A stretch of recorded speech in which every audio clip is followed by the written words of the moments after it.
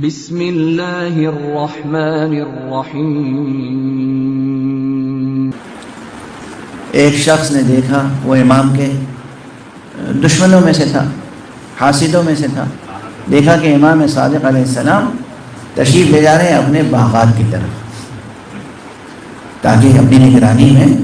باغ کے جو امور ہیں وہ انجام دلوائیں۔ دھوپ ہے، دوپہر کا وقت ہے،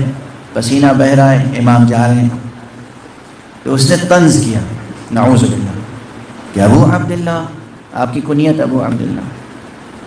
آپ لوگ مال دنیا کے کتنے حریص ہیں، اس دھوپ میں مشقت کرنے جا رہے ہیں مال دنیا کے لیے، یہ ہے دنیا، یہ ہے دنیا۔ امام نے جواب دیا،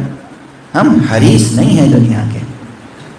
مگر تم جیسوں کے آگے ہاتھ پھیلانا نہ پڑے،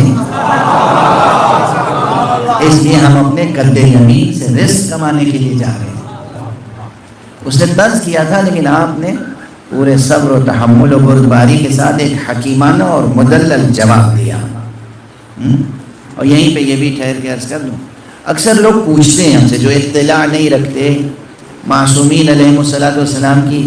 سیرتوں سے بے خبر ہیں اور صحیح سوانح عمریاں نہیں پڑھیں، چونکہ تاریخ نے تو اماموں کے ساتھ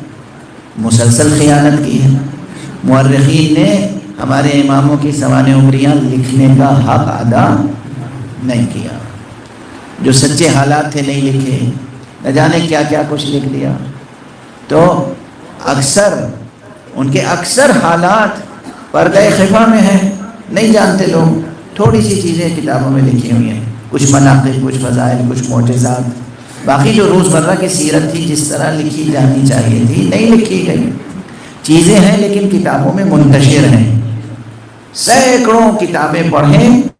تو ایک صفحے دو صفحے کا مضمون ہاتھ آتا ہے، تو ریسرچ کرنے کے لیے کس قدر محنت کی ضرورت ہوتی ہے۔ تو سوال کرتے ہیں کہ آخر ہمارے اماموں کا ذریعہ معاش کیا تھا؟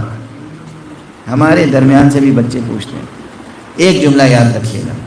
ہمارے اماموں میں سے کسی ایک امام نے بھی خمس پر زندگی نہیں گزاری ہے، خمس و زکوٰۃ کا ایک درہم بھی کسی امام نے اپنے نفس پر خرچ نہیں کیا ہے۔ خمس و زکوٰۃ آتا تھا، یہ خمس آتا تھا، زکوٰۃ آتی تھی، لیکن یہ فقراء میں تقسیم کر دیتے تھے، اور جو خمس و زکوٰۃ کی دولت آتی تھی وہی نہیں تقسیم کرتے تھے، بلکہ اپنے قد یمین سے اپنی کمائی ہوئی دولت بھی خرچ کر دیتے تھے۔ ان کا رتبہ یہ تھا کہ کماتے تھے اور خرچ کر دیتے تھے اور اپنے پیٹ پہ پتھر باندھ لیتے تھے۔ کون ان کے مرتبے کو سمجھ سکتا ہے؟